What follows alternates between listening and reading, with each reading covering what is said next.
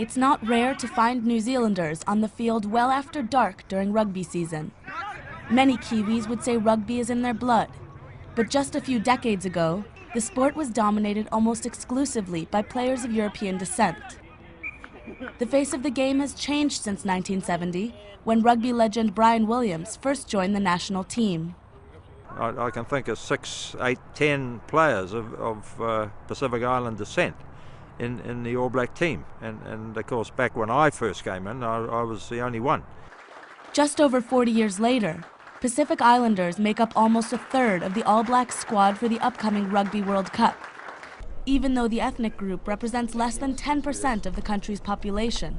It's a big thing for Pacific Islanders to, especially Samoans, Tongans and all the rest of us to get our kids into this All Black team. It's a dream come true to make the All Blacks, and a lot of the guys, they play for Samoa and Tonga internationally as well. That's their big dream to put on the, any jersey really for their country. High achievement in the sport has also played a role off the field as immigration from the islands continues to grow. When my parents first came here, being a Pacific Islander or Polynesian in New Zealand wasn't very fashionable.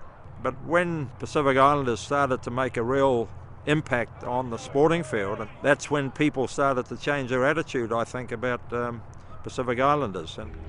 David Osofua grew up in New Zealand, and he is the first in his Samoan family to play rugby. David has sparked rugby mania amongst his relatives. We're really religious family.